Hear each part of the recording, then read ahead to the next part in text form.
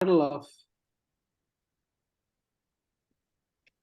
the title of the poem is The Flame of Love, Radha's Longing. This poem is long. I'm not going to read the entire poem. And the poem actually has many different layers. There's one layer that Dr. Chaudhary himself has explained in the poem, but there's another layer which I think the devotees of Mother and Sri Aurobindo will be able to identify. So here it goes. The devoted wife Radha was minding her household duties when suddenly the strange music, the compelling melody of Krishna's flute, reached her ears, ravished her heart, made her captive, sound intoxicated. She forgot her work in hand, forgot her family surroundings, suddenly cut drift from secure moorings. She set out in search of Krishna. This is what we have from Dr. Chaudhary in terms of the explanation of the poem. This is what happens to the human soul when one day at a psychological moment comes the call of the divine, penetrates the inmost being, unsettles life's settled order, leads with irresistible inner compulsion towards the unknown and unseen. He continues. Along rugged pathways strewn with wild thorns, through dense forests infested with bloodthirsty beasts, in darkness made darker with dazzling flashes of lightning, through angry storms whipping the lethargy of night, she went on, undaunted, undistracted, with eyes fixed on one goal. Her ears, filled with melody of the flute, had no room for shrieks of wild ferocity. All her clothing torn and blasted away, one after another, her fleet bleeding from sharp thorns, her slim figure shivering in piercing cold. She came at last to the spot where Krishna was playing the flute, self-absorbed. She kissed his feet in deep devotion, and Krishna took her up in a sweet embrace.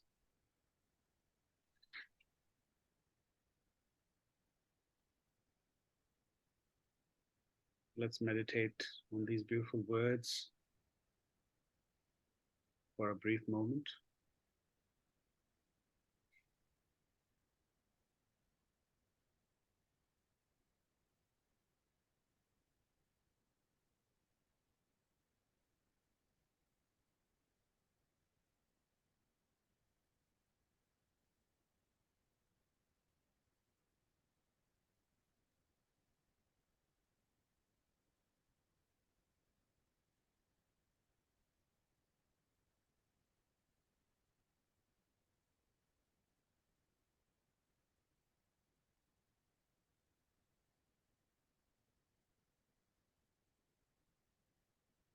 And welcome Praveda and Margaret to the fellowship.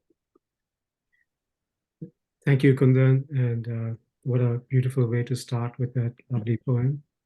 It's very nice to see you all, and I recognize many faces from the last time. So today we're going to continue with the Dawn of Flame Beings, Part 2, and get into the New Cosmos, which is actually the 5th part of this book. But I'm going to review some lines of development that get us to this point, and I'm going to share my screen.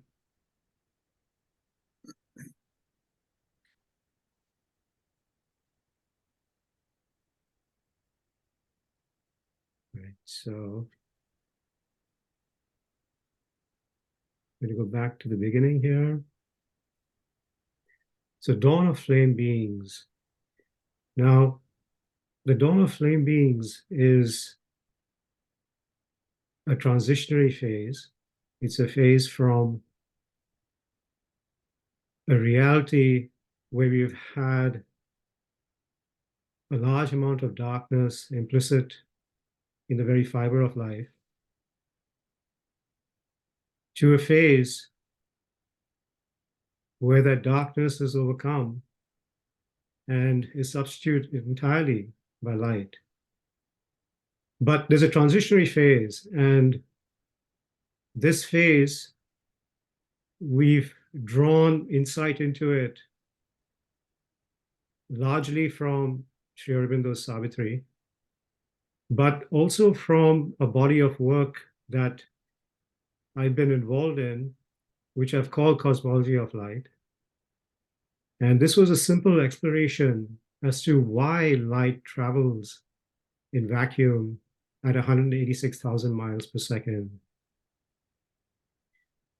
And to me, it was an intentionality. And over the course of the last 7 to 8 years, I ended up writing 10 books on the cosmology of light to explore mathematically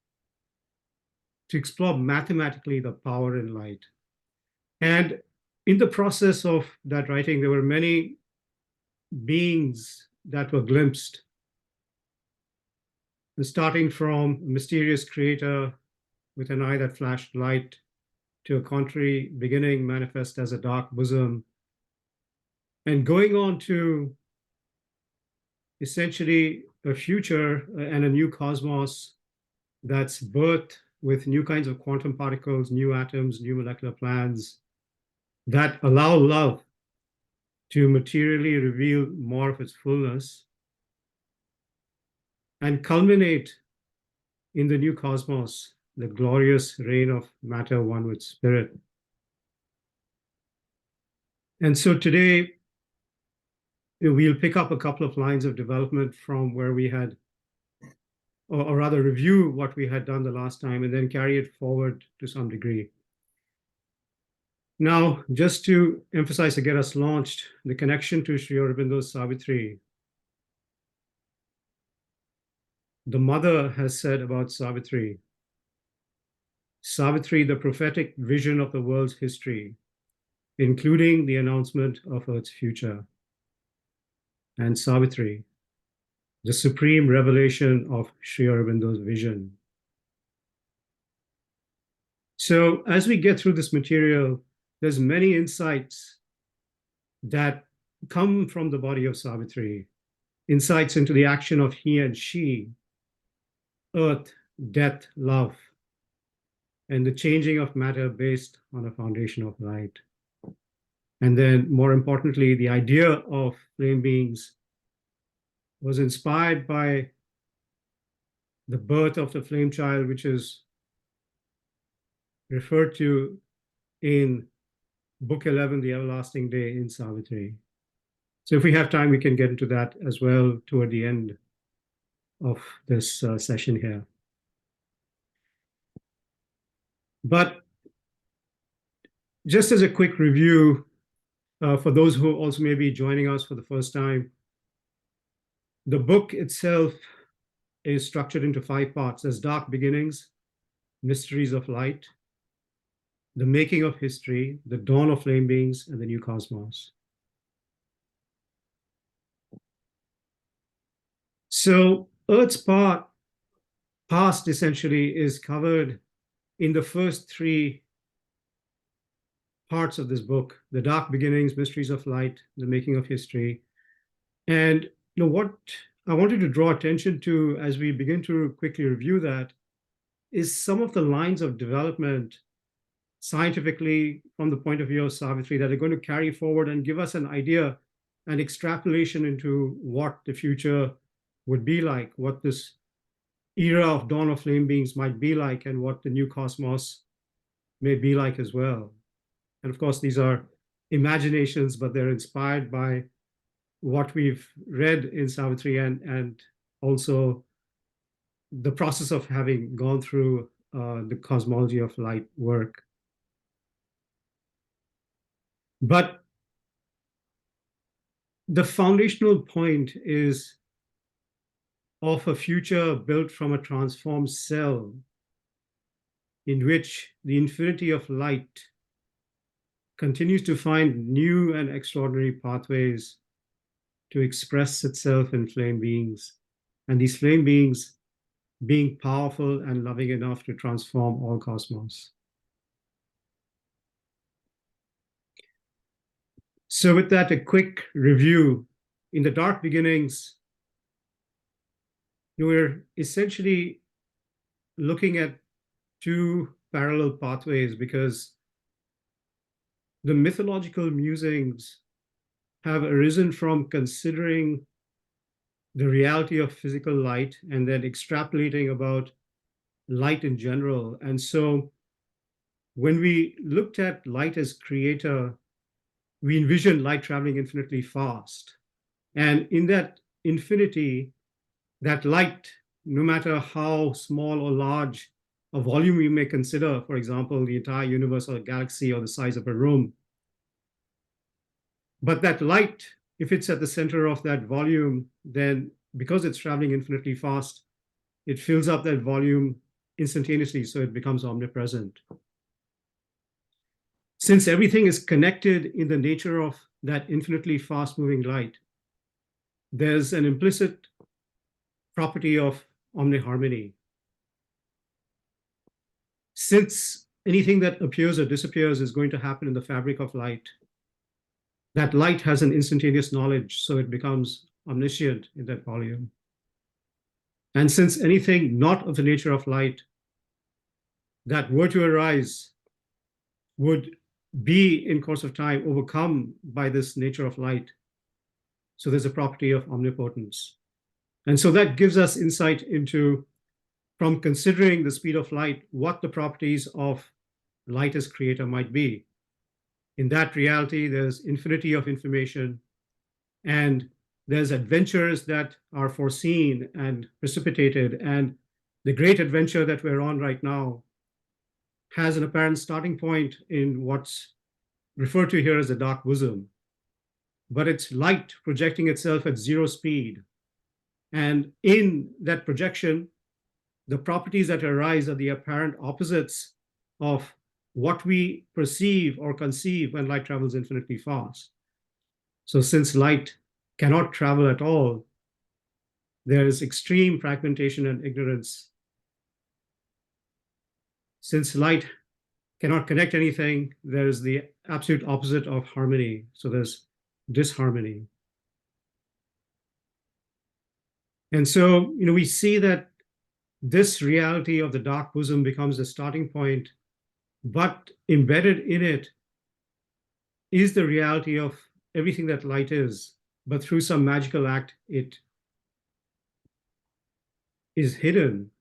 And the fourness or the four properties that we see, that of harmony, presence, knowledge, and power, they, in a sense, become the great titans who separate from the source and become the opposite of what they are, but they're embedded in this dark bosom and have reign over the dark bosom, and that's referred to as the Titan reign.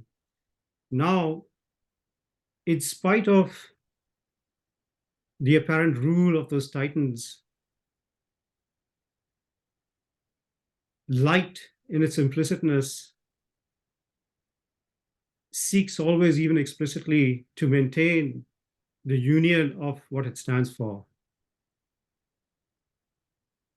And so, even as matter begins to rise in this dark bosom, so we see emergences of space, time, energy, gravity, and I'm going to read briefly Titan matter to just ground us and then carry forward that link. But we see the emergence of space, time, energy, gravity that's completely fragmented. So in space, we see the emergence of certain seeds. In time, the play of those seeds reaching some kind of dark maturity. In energy, the transmutation from the subtle darkness to the more concrete darkness. And in gravity, the coordination or the implicit compulsion for certain kinds of seeds to remain in contact with others. So we see the action of space-time energy gravity, but it's completely different. But it's arising in spite of the Titan rain and because of this idea of love that's implicit in light. So let me just read very quickly this Titan matter, which is the sixth musing, if you will, in this book.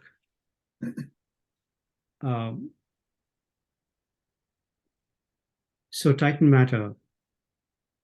Forbidden love suggests that in spite of all having arisen from a bosom of darkness and controlled by the Titan sons of darkness, something of the original mystery of light seeks something of its truth by binding progressive emergences into a whole. This act is a manifestation of love and happens in spite of the medium and nature of manifest existence. Space-time energy gravity as an initial emergence, reflecting light's fourfold properties of knowledge, power, presence, harmony, becomes a container initiating a signature of love. And then, in spite of itself, from the dark bosom, emerge other fourfold emergences, reinforcing again and again the mystery of love. A cosmic fourfold electromagnetic wave archetype mass potential field emerges within space-time energy gravity. And light having emerged from light induces the further fourfold emergence of quark, lepton, boson, Higgs boson particles. Quantum particles, hence, that may appear to exist independently, still follow the law of love, and in binding together allow the emergence of a plethora of S shell, P shell, D shell, F shell atoms that themselves are an arrangement of different combinations of quantum particles. These layers, in spite of the bosom from which they have emerged, act together to create matter. The persistent dynamics of space-time energy gravity, the electromagnetic wave archetype mass potential field, and material accumulations in quark, lepton, boson, Higgs boson particles, from which more complex S shell, P shell, D shell, F shell atoms emerge, create matter. But the nature of this matter is different. It is Titan matter. It has emerged from darkness in spite of the darkness. Even the vast number of suns, perhaps the pinnacle of such matter, that come into being due to the underlying dynamics of space-time energy gravity working on matter, create a light that is of a different quality than original light. And that is why this matter is Titan matter.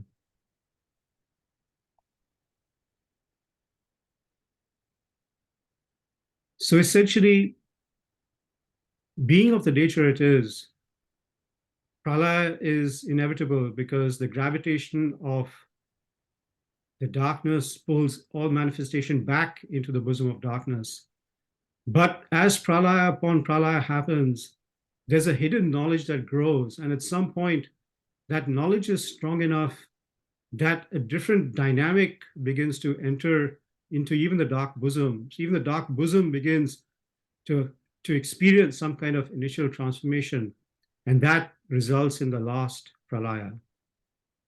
And so that is a quick summary of the dark beginnings. Let me just pause for a second. Margaret, would you like me to focus on any? You can, I think there's, let's see, which one do you have? I think there's a Titan matter is on there. So just to say, as Praveer's reading, and I know that some of you are not immersed in these concepts. So one of our ideas is, along with the words, to present these as images so that you can kind of let the mind not worry so much about the litany of words, and just let your imagination kind of, and your intuition move into this. So that's why I'm going to read something about Titan matter.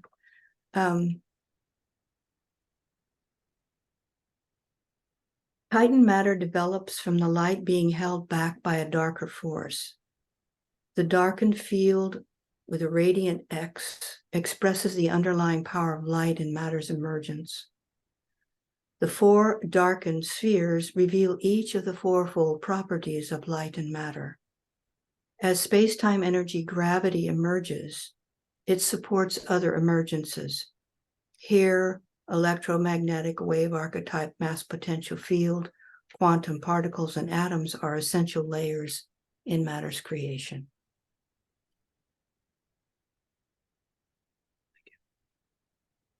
Yeah. I'm going to, we drew attention to this because this idea of the fourfold emergence of different layers of matter is instrumental when we begin to think of how that might change as we project forward into a new cosmos. So I just wanted to seed this fourfoldness, and we can see that every fourfold emergence that's bound together by love comes entirely from these four properties that we see in light, and the implicit love that binds everything together in light itself. And so everything is an action of that. But in Titan matter, it's the darkness that prevails. So I'm going to just move forward to now part 2 very quickly to seed some other ideas. And this is the mysteries of light.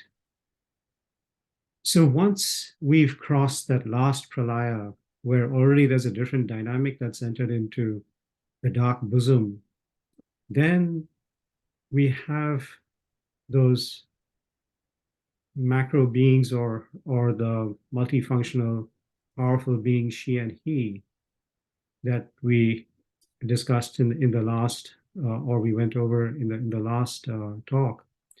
But with the descent of she, as she comes down, seeing that the universe, the cosmos, is in a different state of receptivity, and there's different possibilities now that can arise. Light is projected at a different speed. It's projected at c, which is 186,000 miles per second. So the earlier creation in this set of musings took place when light was projected at 0 speed. But now there's a grace of some kind that's occurring, and there's a precipitation to light being projected at c. And so c has a great significance, and it results in a certain kind of sea world embryo, the start of which is what we refer to scientifically as the Big Bang. And in that Big Bang, those many seeds that were existing in antecedent layers, it's a Big Bang because they spread themselves and create space differently. And so space is seeded with these many, many different seeds that are the beginning of evolution. And so we have this, the beginning of space-time energy gravity, but then we also have, that's a macro property of cosmos, but then we also have a micro property where space-time energy gravity is, mythologically, we can refer to that micro entity as the ever-present priest. So everything that arises in this point of view has space-time energy gravity code or coordinates in it. And then the space-time energy gravity kind of propels how things mature for every single thing that's created. But for it to change, the ever-present priest has to, in a sense, change that code, the space-time energy gravity, that fourfold code that accompanies every point of creation. And the way that it's described in this book is that this ever-present priest will take aspirations, will take yearnings to the antecedent layers, and then those antecedent beings endow something of themselves into shifting what that microstructure is like here in the physical universe. And then we see several manifestations, progressive manifestations, the edge of light. This is all happening in the crucible of love, but the edge of light is the electromagnetic field as we recognize it, but it's the edge because there's so much more behind it.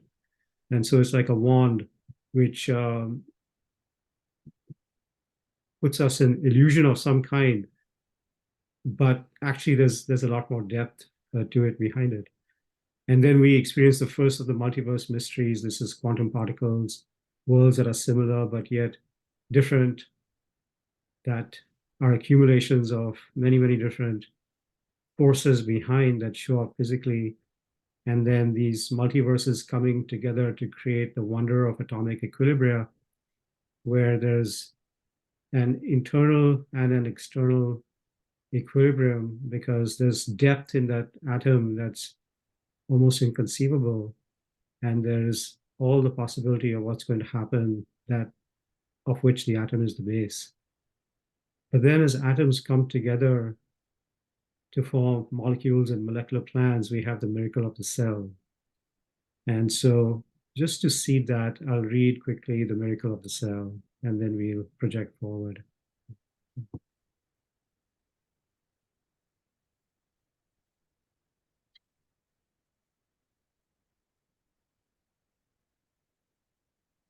So the miracle of the cell. As life advances, more complex forms have to manifest to keep step with its pace. And here, your life itself is envisioned as being the infinity of light that's parceling itself out in the physical universe.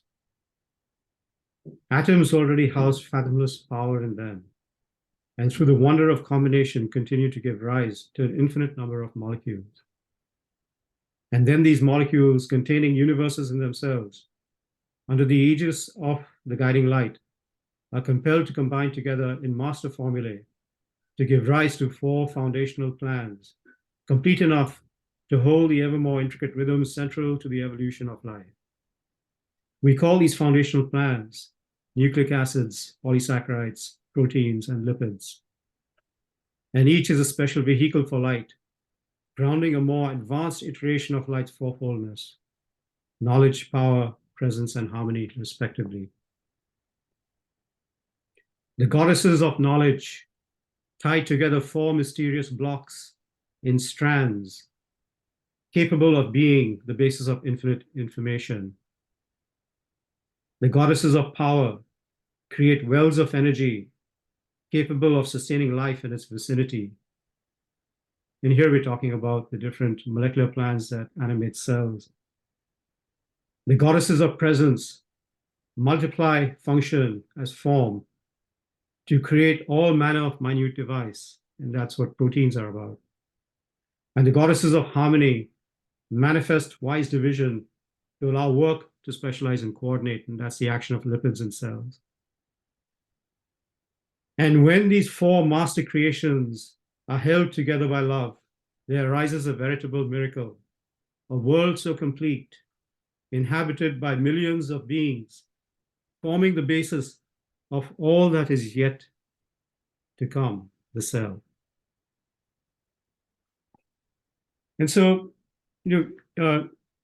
we've drawn attention to Titan matter, to the cell, and we're going to see how these change as we progress forward with the new cosmos. But Margaret, let me pass it to you. The second piece is the cell, miracle of the cell. So this is a thoughts about this image. This piece relates to the forces of knowledge, power, presence, and harmony, and how these same elements manifest in the cell. The surrounding blend of colors support the cell as a miracle held together by love. The 4 spheres with centered ovals emanate the universal fourfold forces through their diffuse colors and blends. The corresponding palette identifies each quality in the structures of the cell. Taken together, the vibration of the colors of love and the macro and micro qualities of the cell portray a miracle.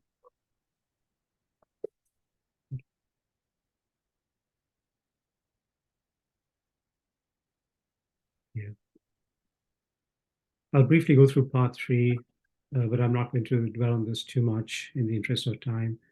But there's an inevitable battle that now is going to take place because the cell is such a miraculous surfacing, and it is at the basis of all future life that comes, known life in plants, animals, humans, and other forms of life. So there's a Titan influence that's exists in this cell. They want to continue to prolong their reign, even as these more and more profound emergences of light surface. But because she has descended, and we saw the sign of her descending with the precipitation of light to sea and many of the other antecedent emergences, and even within the cosmos, space-time, energy, gravity, and the priest, and so on. So these were all descended with her. And so there's a vanity to that stranglehold that the Titans have, but there's work that needs to be done. So in that work, there's a gift that's created.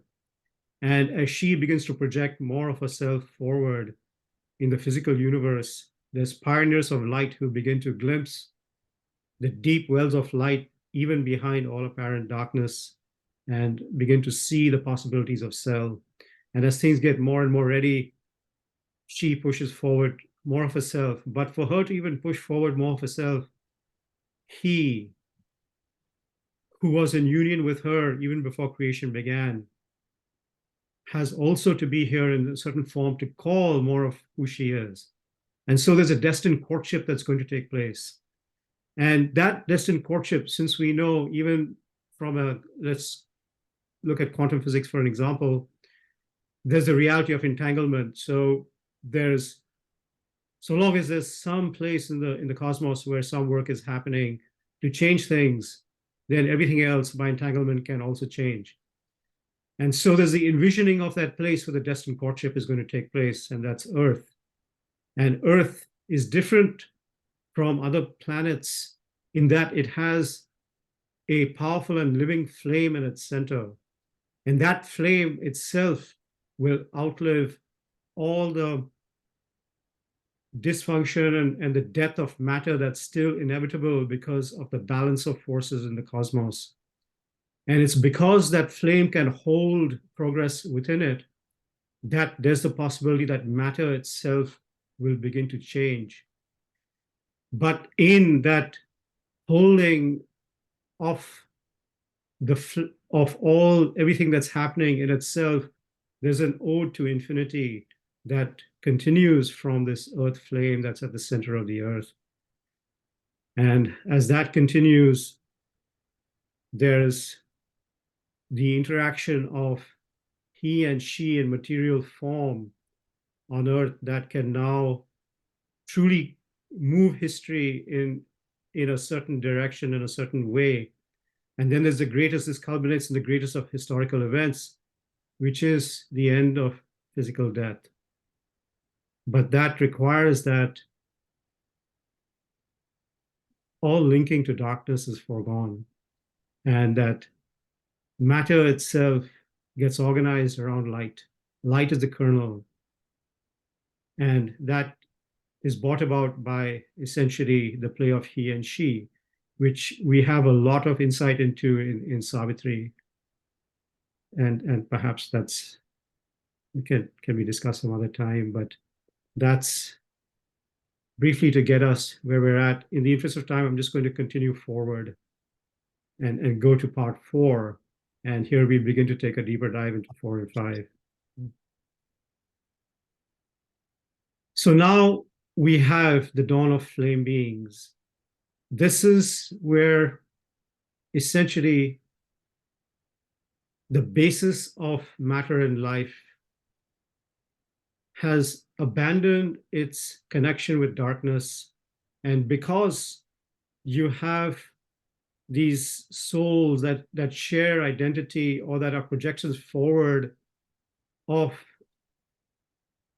the earth soul, which is this ever progressive flame of light, there's beings on earth that share that flame, that flame, the origin of that flame is the flame within the earth. And they require a different kind of matter in order to express the possibilities that are within that flame and within that entire adventure of light, of which this is the starting point. And so matter begins to be formed differently. And as these flame beings with these new material sheets emerge, there's a different kind of light, that a beacon of light that attracts possibility into the earth from all antecedent layers. So other beings that exist there want to have union with these flame beings that are arising on earth. And so there's a whole plethora of unlikely marriages, where we had earlier function in individuality that we can say was some subset of those four properties of light: presence, power, knowledge, harmony. Because as we go deeper into presence, power, knowledge, harmony, there's many, many, many different aspects to each of these. But now, with these unlikely marriages, that set becomes much larger, and the possibilities that create individuality become much larger. And I'm going to read number 35, the galactic colonization, and also number 36, the Earth's cosmic tree of light, to just ground us, and then I'll pass it to Margaret before continuing.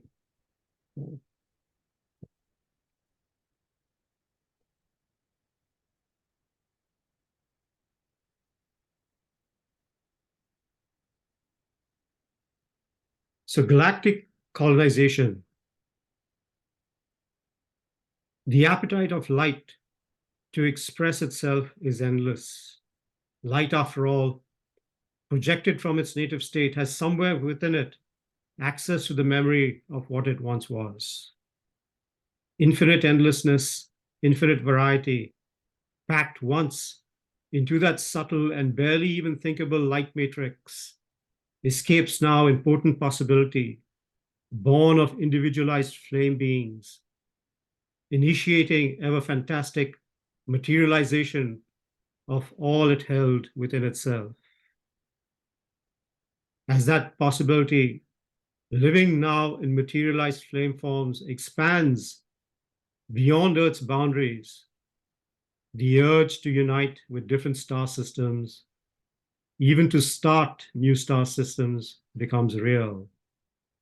In extraordinary acts of ever-present priest-initiated, antecedent being fulfilled, teleportation, aspiring flame beings merge with distant nebulous haze, the cradles of tubby star systems, extending their consciousness to start a new, individualized galactic evolution.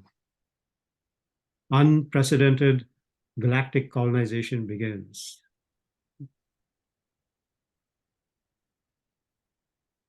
So, interestingly, I just want to draw attention to this graphic that Margaret created. When she sent this to me, what I saw, I don't know how many Star Trek fans we have here, but what I saw was the Enterprise. And I was, wow, Margaret, that was very, very creative. You've got like the Star Trek Enterprise in there, and that's kind of the theme of galactic colonization.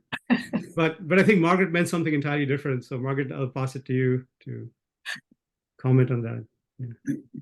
Yeah, it's interesting. This image is not quite as I designed it, as you go through different software. So try to imagine that the right side is not quite so prominent. But if you look deeply into the center, actually, because this part is very much the ever-present priest, there's an oval, and then there's a series of shapes above that oval. So I was taking the image of the sort of an archetype Eastern entity with sort of a headdress, and then, you know, the third eye emanating. So it's an aerial view of that, or no, it's a frontal view of that. And then, of course, the rest is a galactic emergence. I'll read what I wrote about this. The outline and radiance of the ever-present priest emanates from the center of creation. Flame beings as multifaceted energies move and connect throughout the galaxy. The spread of this new consciousness, once initiated, is constantly expanding. The galaxy will be populated with ever new entities and forms.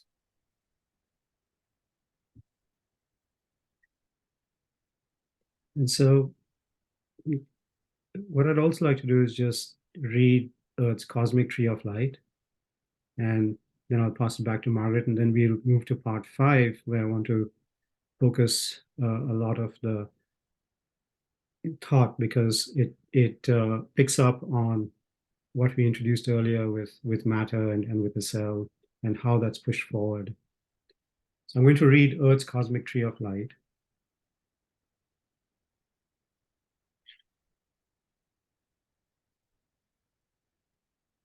The tree of life that sprouted once on Earth culminated in flame beings. Up until the emergence of flame beings, the plethora of light-based function was short-lived. Meteorites whose flame inevitably burnt up the matter that expressed it. But with the birth of flame beings, a new tree of life has emerged. The seed of this tree, destined to become the cosmic tree of light, is formed by light itself and cannot be stained by forms of darkness. This is its significance. It knows not the dark things that are the stuff of Earth's initial tree of life. Instead, its seed of light means that it will expand as light expands, its expansion driven by recollection of all the possibility that lives forever in the light matrix at infinity. And as it expands, it bears variety of different fruit that themselves start cycles of never before seen star clusters and star beings, beings of light who grow forever into more forms of light by the infinite power of light itself.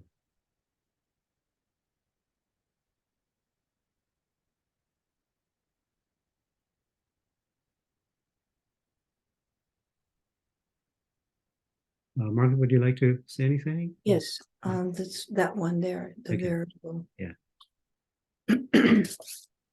So this is an image of the veritable material holiday. Here, behind the tree of light, glows a golden brown field. The tree of light is here to play an evolutionary role in the cosmos. This tree of golden shapes and fiery rays spreads its seeds across a wide panorama. In that glowing space behind the tree of light, she is radiating and supporting this endeavor. This seed spreading is an acceleration in the delivery of forms and flows of light. The stars receive this journey of light to greater light. The material universe has now been materially changed. Thank you. So with that, we come to the new cosmos. And what you observe as we go through this is that the same dynamics that existed in the dark beginnings, and then even with the mysteries of light, with the last pralaya, as a new set of possibilities descends, it's the same dynamics that are pushed forward, but in a different way. So we have space-time energy gravity that acted a certain way in the dark beginnings, it acted a different way as light projects itself to see, and now it acts a different way once the cosmic tree of light and flame beings is a reality of essentially the cosmos. And so, with that, there's the aspects that were hidden. So if we go back to any of the emergences, the fourfold emergences that have already occurred, they're bound together. The mystery is that even though scientifically we see that there's many different 108 different known atoms or a whole series of different quantum particles that resolve themselves into four categories, but to become anything, the four types of particles or the four types of atoms or the four types of molecular plans have to begin to unite in their action. And that means that there's the implicitness of love that is creating things in matter and life. Without that love, things would remain completely fragmented. And so deep inside light, there's the reality of love. And here, what we begin to see with the new cosmos, now that the conditions have been changed and that beings have arisen that no longer have to have connection with darkness, there's something entirely different that's possible. And so matter itself and life itself become fivefold rather than fourfold. So love that's behind steps forward.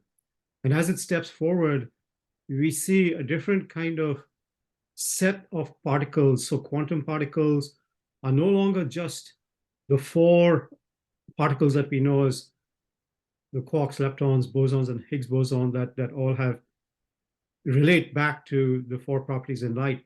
But now love has stepped forward as the amaram particle. And there's now particles can begin to combine together in extraordinary ways and create a whole plethora of different material combinations that were not even possible before. And as they begin to combine, we have a fifth atomic plan, if you will, that manifests. So earlier we had atoms that were arranged in S shell, P shell, D shell, or F shell that all relate back to light's property of power, knowledge, presence, harmony. But now we have love coming forward in a new kind of atom, and it's referred to here as the A shell atom. And once this plethora of different atoms come into being, then the kinds of molecules that can be created are entirely different. And the molecular plans themselves that animate cells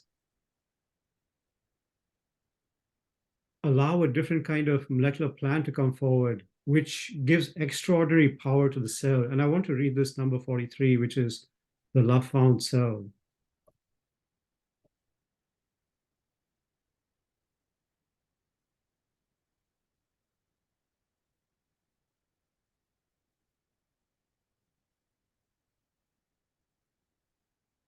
Love found cells. Fivefoldness expressing itself in quantum particles and in atoms is the basis for all cell-based fivefoldness to come into being. The fivefoldness, seen in the eye from which all comes, was long awaited and required many conditions to be met, many descents, many sacrifices, many victories, many marriages. But now the miracles are done, and this new miracle, signaling a new era of light, where the cell itself gains union with all that is in cosmos, with all that is cosmos, with that even that is hidden by cosmos becomes real. For the fifth molecular plan, that beyond knowledge-based nucleic acids, that beyond presence-based proteins, that beyond power-based polysaccharides, that beyond harmony-based lipids, riding on the back of amiram particles, riding on the back of A group atoms, and the myriad molecules created from 108,000 function foldedness manifests now in the vehicle of love-based Anandam. And this love-based Anandam allows cells to veritably love all creation. Cells can now expand unendingly without losing their cells. Cells can merge with all other material manifestations. Cells can pass through all other material manifestations as a flirtatious breeze passes through the now swing branches of a blushing tree. Cells can morph into an infinity of shapes. Cells can express feeling through a range of color. Cells become instruments for love itself. Yeah.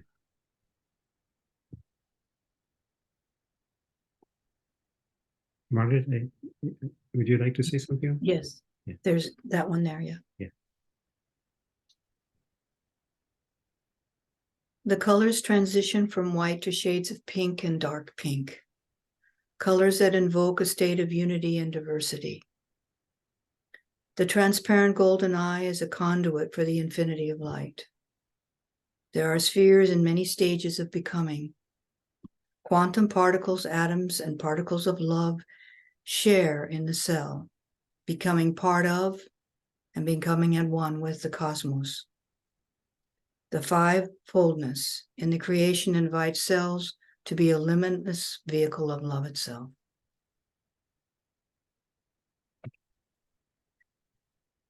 I want to also draw attention to a couple of other things that are mentioned here. So fractal fullness. So once you have the cell as the center of life, this transformed love-based cell, then for every flame being to in themselves materially reflect anything and everything around them in their based on their own individuality becomes possible, and that's what fractal fullness refers to. So even hypothetically, or what's envisioned, is that a distant galaxy can be imaged in the form of any individual flame being, putting that person's individuality in the way that that galaxy materially exists, but in their own matter. So there's something very, very different, and that's what fractal fullness refers to. But then instrumental in the whole precipitation and action of light, there was implicit in it this idea of quanta.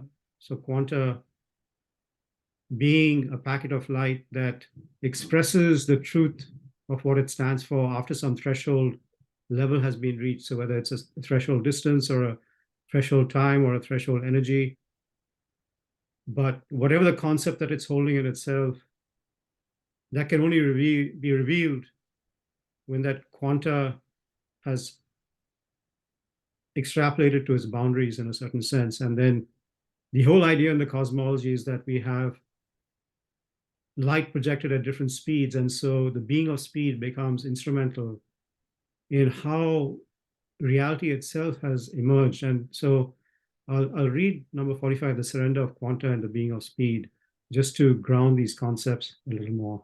So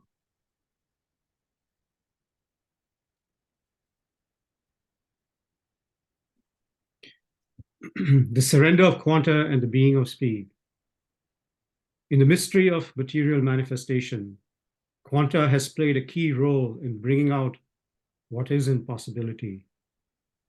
The being of speed lent himself to the devices of light, providing the physical means by which quanta and her contents could come into being. For as light first sought to make more objective its massive implicit content, that was all as one, where it traveled infinitely fast. It merged with the being of speed, who made light slow down in some projected reality that gave way now to a new set of dynamics. As light slowed down, more of what is in it became visible through quanta. Each quantum, requiring a finite speed of light to express itself, disclosed the mystery that it held within its bosom. And as the being of speed continued to apply his magic to project light at a slower speed, quanta became pregnant in yet another way, giving birth to more of what was in light, until light slowed down to the miraculous speed of C, that speed that allowed the cosmic adventure to unfold in the way that it has.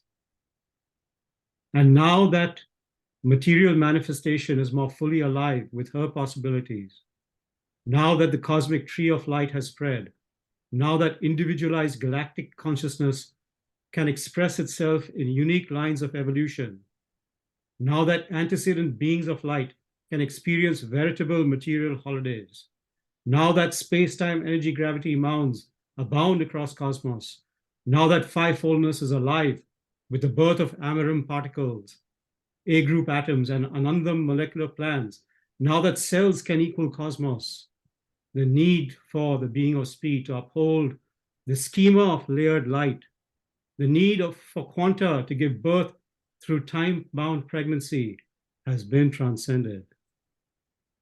In a reversal of cosmic habit, the being of speed and quanta surrendered themselves and merged into material manifestation, gifting it with their powers and with a master stroke, setting the scene for an even greater display of the possibilities of light.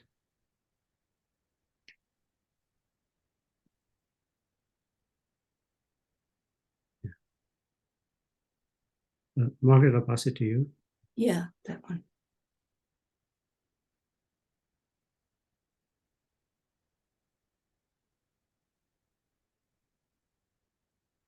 Quanta and the being of speed have merged and emerged many times in the manifestation of light in matter. The state of surrender comes at the end of many manifestations. The field is split in half with warm blended colors on the top and cool blended colors on the bottom. Although the soft yin-yang symbol is made up of separate energies, they appear as unified and separate at the same time. The infinity of light at the center is at the center of this surrender. A new material manifestation will come forth, bringing future creations of light and the future manifestations of matter.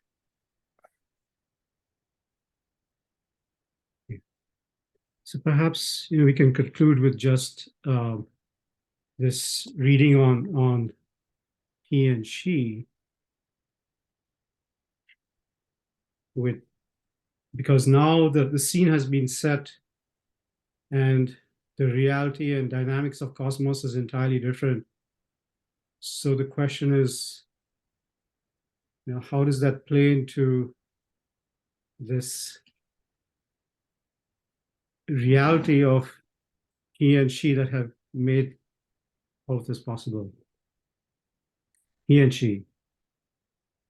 With matter's new reality, the age-old romance between he and she reaches new heights. He had come to Earth as the potent forerunner of flame beings eons ago. His growth was tied to Earth flame's growth. He was none other than Earth's soul. She had come too as his flame being's counterpart, calling down more of her who watched all from above. He and she are there as one above, and their coming to Earth was so that Earth could become the resplendent material queen kingdom of light. Through the making of history and the greatest of historical events, resulting in the birth of flame beings, matter itself went through a decisive change, one in which death did not have to be. Now all manner of light beings married with flame beings, preparing an even greater marriage between flame beings and her. In this way, a new cosmic tree of light emerged and spread across the cosmos, changing the destiny of even distant galaxies. Matter's role in Emperorhood, following fivefoldness, manifests in Amarim particles, A group atoms, Anandam molecular plans, and cells equivalents to cosmos, allowed all to yield to their command. The throne was installed, and he and she could reign now as double ruler over all material realms of light.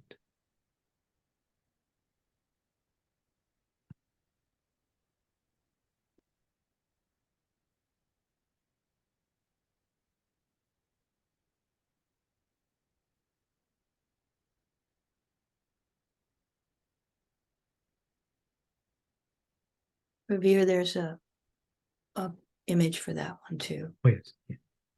Yeah, back up right there. This piece tells the story of he and she. He is a central part to Earth's flame's growth. She is his flame being's counterpart. Their union prepares the way for the birth of flame beings. The hexagonal neutral frame field floats above the scene of he and she.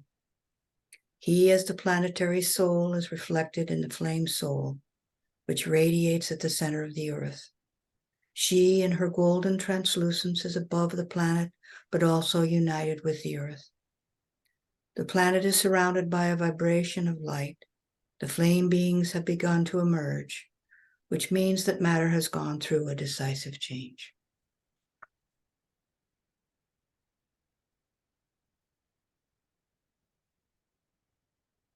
Thank you. Yeah. So Kundan, that would wrap up everything for today.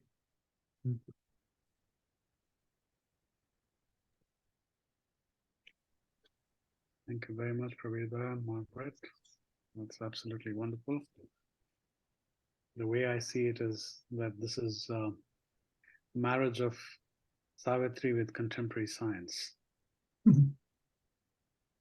And the more we understand these two fields, the better we'll be able to understand how they are converging.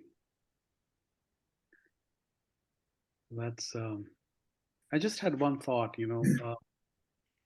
about a decade ago or so, I had written an article, incidentally, I'm not able to find it. And incidentally, Praveda, without knowing that you were doing work in this particular field, I also questioned this. Why is it that the nature of light or the speed of light in this cosmos or in this universe remains constant, whereas everything else is shifting and changing? And that inquiry, on a very cursory level, on a very superficial level, took me to how Prakriti and Purusha are described, in the realm of integral yoga, and not only in the realm of integral yoga, but traditional Vedanta as well. Sankhya. And the idea is that in this manifestation, if there is one thing which, quote unquote, thing, that does not undergo any change, that is Purusha. Everything else is undergoing change, because this universe or this cosmos is the manifestation of Prakriti, who is dynamic in nature. And because Prakriti is dynamic in nature, things have to undergo a change. But the manifestation of Purusha does not undergo any change. And in my understanding back then, was that because light is the manifestation of Purusha, it does not undergo any change. And despite the fact that it is traveling through many layers of the consciousness. Its speed remains constant. I do not know, whether my understanding was right or not, and I would love to hear from you, um, given the work that you have done in this field. Yeah, no, I think certainly that taps into something very, profound and deep and true. And in my interpretation or understanding, once one contacts the nature of light, or once one goes inside that nature of light, then any of the light worlds become accessible in a certain sense. So there's some kind of constancy, or there's something that remains the same regardless of how light projects itself. So I would say that's pretty consistent with what you're suggesting there. I hadn't thought of it in terms of Purusha and Prakriti um, specifically, but it makes sense. Yeah. Thank you. Yeah. Thank you.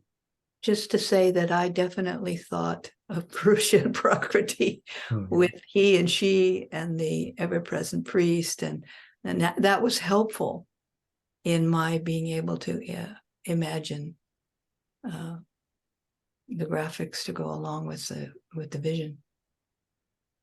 Thank you. That confirms my intuition, I would say. So the floor is wide open for comments, questions, discussions. I definitely want people to interact with one another, with the presenters when the presentation is over, because I think a lot comes out in exchanges and dialogues. So please raise your hand and take over.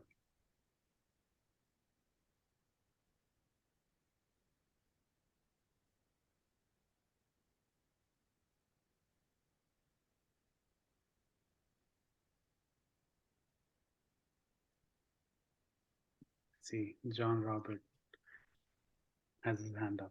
Please unmute yourself and Well, thank you for this presentation. It was, I don't even know what adjective to use for it.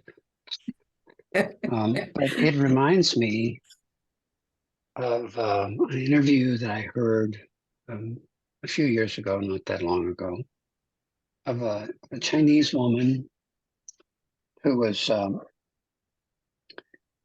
had come to this country. I think she was living in San Francisco, and she was studying Chinese medicine. And she got married, and she was interested in having children.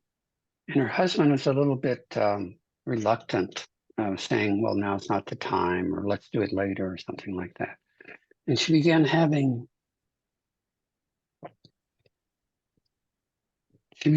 visions of the child that wanted to come. And she got into these dialogues with this child.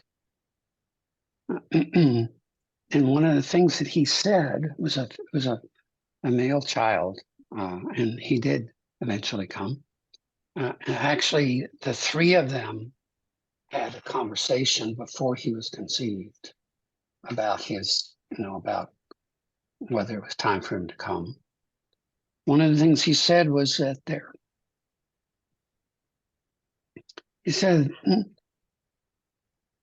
there are millions of us waiting to come.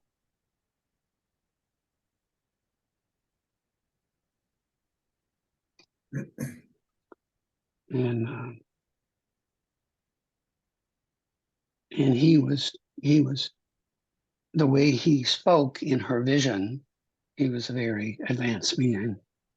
And then after he was born, the advancement was really visible in his physical manifestation also. The presentation brought that back, that interview back to me.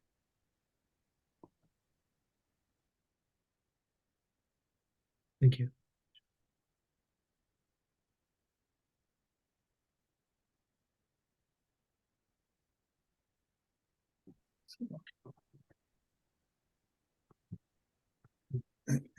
Please go ahead, Swan. Yeah, just all the way through. It's like my heart center was so open, and I just kept feeling, Savitri and the agenda and mind of the cells all in what you were describing. And I just what I said, I kept thinking, Mother is just ecstatic. She just absolutely loves this, That's just, I'm just want to express it because that's what I was feeling all the way through. Is like, oh my God, she's so thrilled. It's the way that it unfolded and the way that you described it all just felt so perfect. And both of you and the images as well. So congratulations. That was Thank you. Thank you. just phenomenal.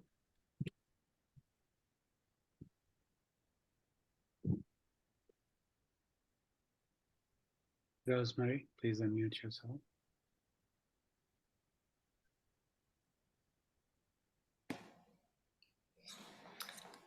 I'm trying to get on video. Give me one moment. My computer isn't being There you are. there. Hi. I haven't seen so many of you in a while. I've been dealing with some health challenges. First, I want to just say it's just so beautiful what you're both doing. It's very moving and very powerful. So thank you for that. Pravir, I don't know if you remember, I ran into you in the airplane I remember. Yes, I 3 did. years ago. Yes, in fact, when I saw your face right away, I remember that. Yeah. And Margaret, I haven't seen you in such a long time. I haven't been to Lodi in a very long time. Not because I haven't wanted to, but situations. Anyways, I also want to say, what is your name? Swaha. It's a beautiful name. I want to second what you were saying. So many things in the agenda and the mind of the cells. So much about speed. She talks a lot about speed, and I wish I could remember more to actually quote some of the things, but I had a kind of a question, which was this relationship. If you could say something, either of you, about the relationship between light and sound. Because, the mother, of course, spoke a lot about when she was doing the yoga of the cells, the mantra, her special mantra, Om Namo Bhagavate. And I'm just curious how you see those and how they come together. I'd be grateful for your insight and input on that.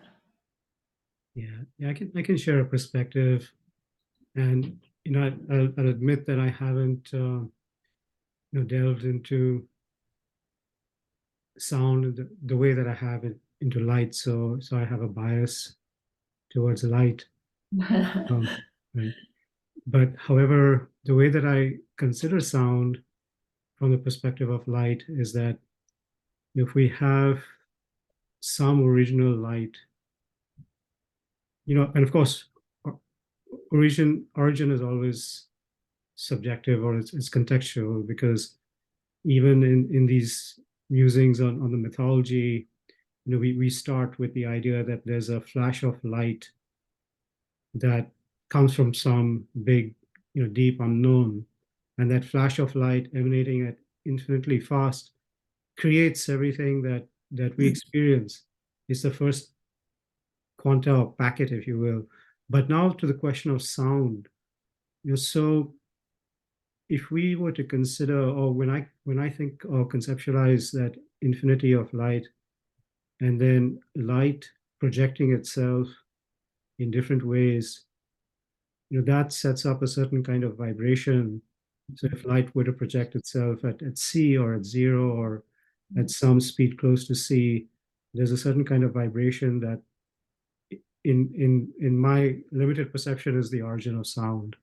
So that's how I perceive it, but others may have a different perspective. So, I just wanted to mention that in the Cosmology of Light book, that there were several mathematical ideas presented in which I was creating images that were universes of sound, and some of the mathematical, like Heisenberg and so on, the infinity of sound. So we have done a little bit of going. I'd say that math was the bridge, right? Some of the mathematical ideas that Pravir was exploring and revisioning, I was able to create some visuals.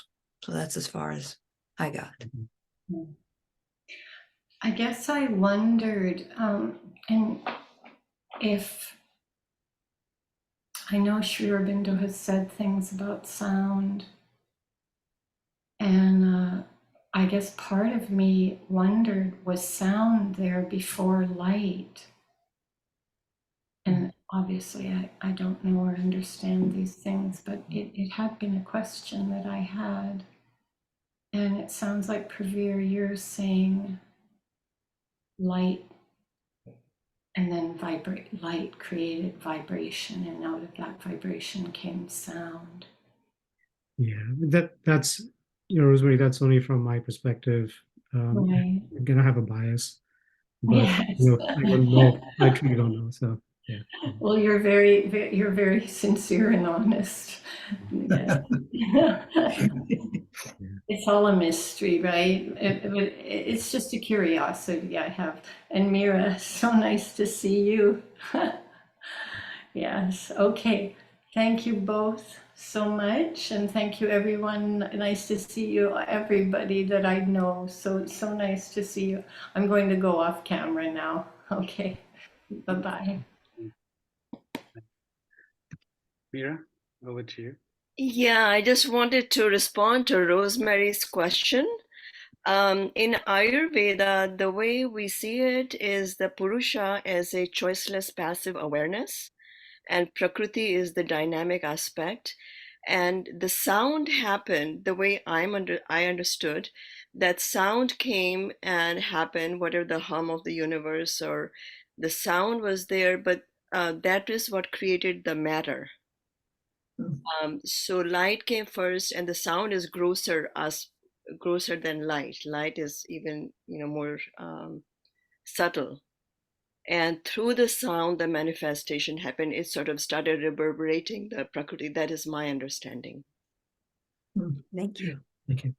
To this conversation, I want to add one thing. The speed of sound changes. In vacuum it is different, and in air it is different, and so on and so forth. So I was wondering, if sound is the manifestation of Prakriti, and light as the manifestation of Purusha, and of course, they in tandem or in collaboration created, or manifested this cosmos or universe.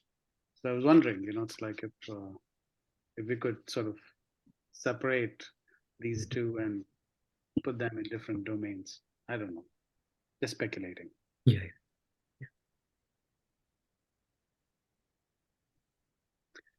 Thank you, Mira. More comments, questions?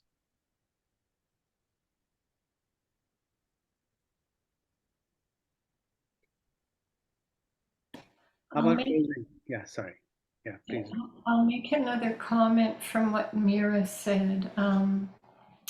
Thanks for that, Mira. It is helpful because Ayurveda ultimately goes way back to the Vedas.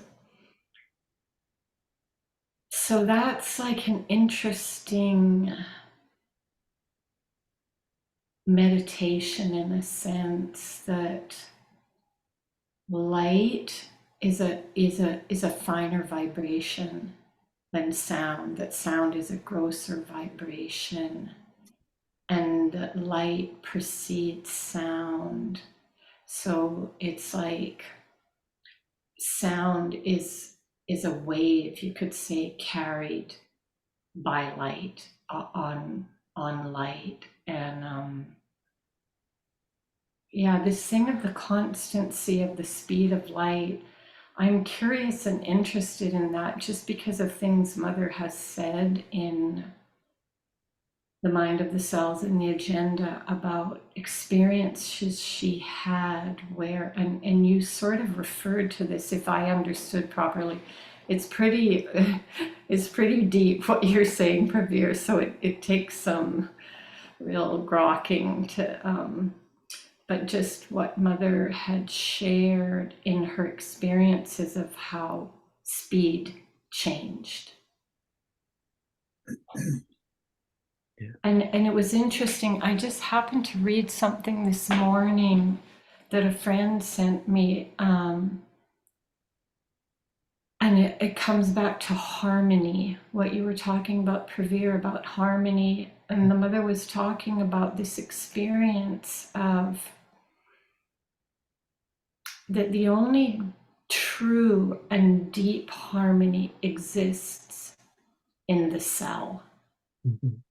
and that, you know, the mind can do this, the vital can do that, the physical consciousness can do this and that, but it's only when you get to the depths of the cell, and only when the cell is completely surrendered to the divine, that that harmony exists inextricably.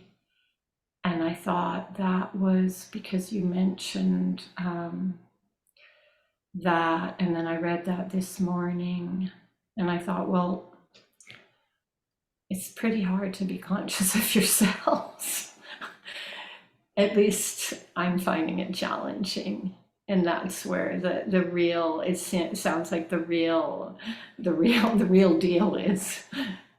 Yeah, you know, I somebody sent me a reading, which perhaps is from Mother's Agenda, but just recently, where she, if I understood correctly, she's describing how it's like cell by cell, where she had to transform in herself, cell by cell. You know, it's not something that you just do once and it's over, but like it's a tremendous amount of work. Yeah. There's like 70 trillion cells. I have something to contribute to the cell conversation, and that is, in some ways, the cell and imaging of the cell led me to a group of Sri Aurobindo and Mother. I produced a book called A Cell's World. This is before I knew of Mother's Mind of the Cells. And someone came to this workshop that a friend was giving, and I had done the visual work for. And she invited me because I bought the book, little booklet. It was about cells and meditation, my previous discipline of Agni Yoga. And so then I started going to this group. So imagine that, and then working on this book with Pravir, of course, having read Mind of the Cells, but there's a lot of power in the archetype of the cell to open one up to a spiritual path. That's beautiful. What was the name of your book again? The one about A cell's world. is that something one can buy? No, unfortunately not. Oh, It's back in the pre-digital days.